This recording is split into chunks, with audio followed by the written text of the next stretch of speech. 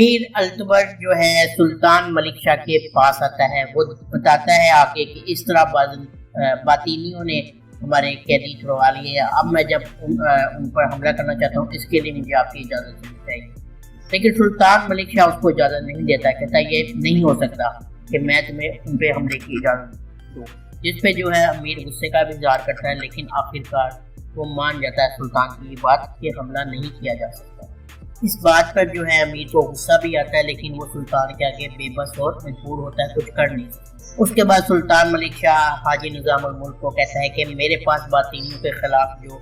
ہے کوئی شواہد، کوئی ثبوت لے کر آؤ، تاکہ اگر میرے پاس شواہد ہوں تب میں ان پہ حملہ کروں، تاکہ پتہ لگے اگر وہ ریاست کی غدار ریاست کو سازشوں میں اگر شامل ہے تو مجھے تم سے ثبوت چاہیے۔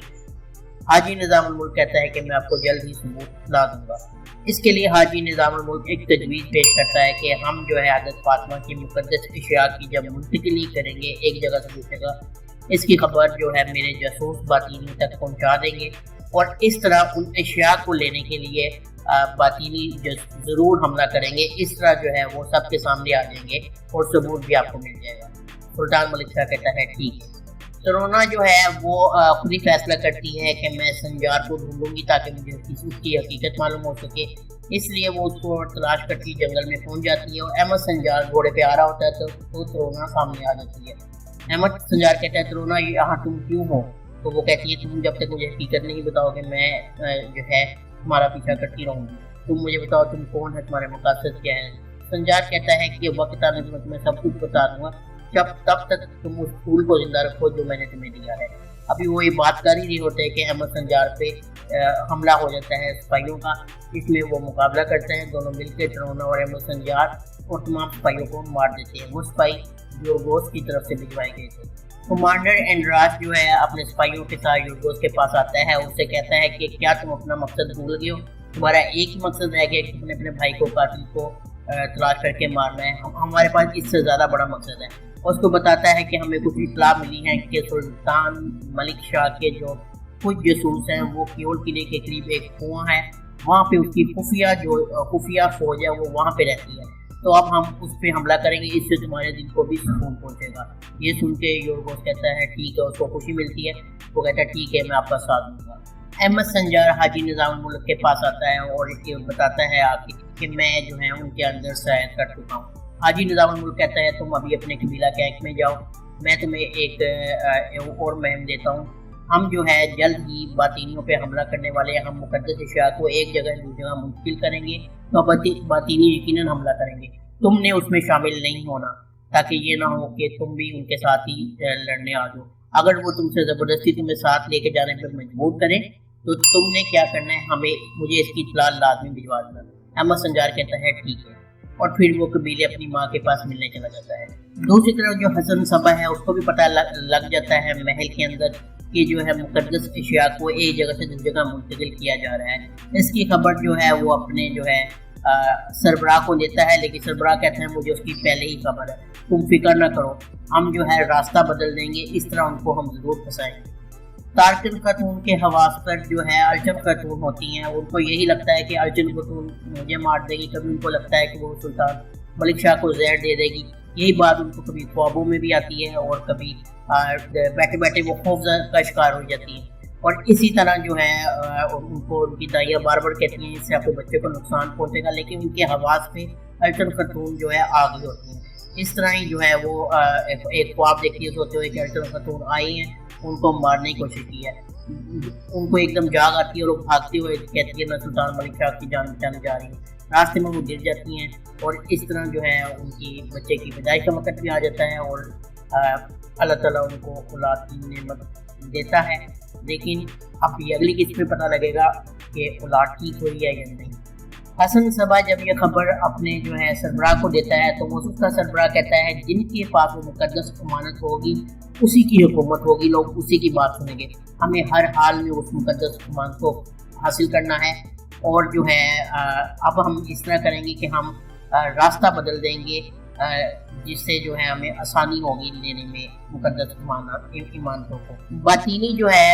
رات کو کام کر رہے ہوتے ہیں، ان کے تمام فوجی تو اصل تاز کہتا ہے یہ کیا کر رہے ہیں، ہم اس ٹائم آدھی رات کو کیوں کام کر رہے ہیں؟ تو بتاتا ہے رستم کہ ہم جو ہے دریا کا رخ موڑ دیں گے، اس طرح راستہ بدل جائے گا۔ اصل تاز کا اسی ٹائم سمجھ آ جاتی ہے کہ جو مقدس امامتوں کو منتقل کیا جا رہا ہے یہ راستہ بھی اس لیے بنایا جا رہا ہے تاکہ دھوکہ دیا جا سکے سلجوق سپاہیوں کو۔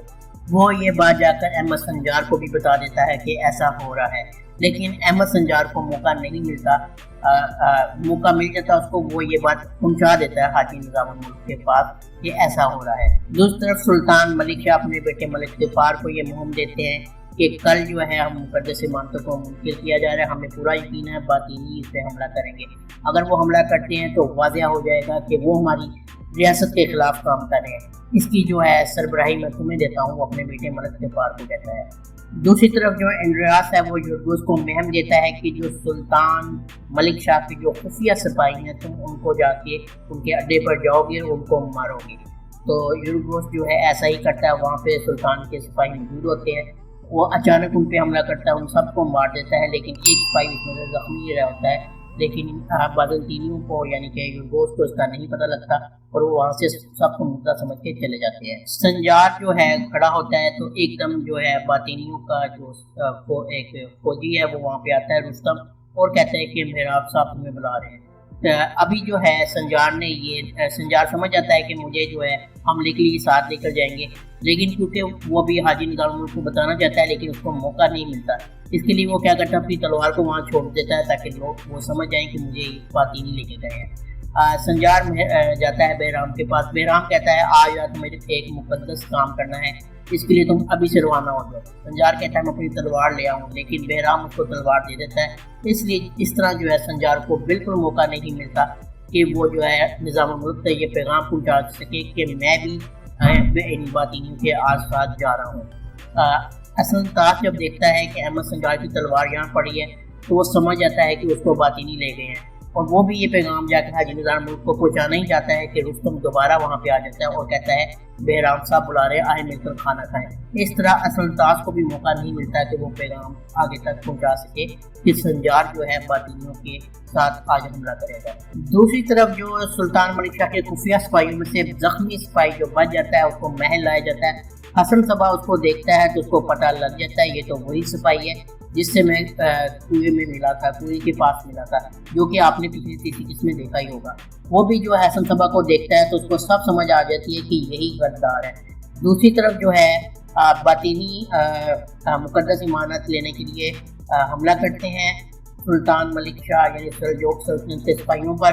وہاں پہ جو ہے ملک غفار اپنے فوجیوں کے ساتھ آ جاتا ہے، ان کی لڑائی ہوتی ہے، کیونکہ جو احمد سنجار نے نقاب پہنا ہوتا ہے اس لیے ملک غفار کو نہیں پتہ لگتا یہ کون ہے، لیکن وہ حملہ جاری رکھتا ہے۔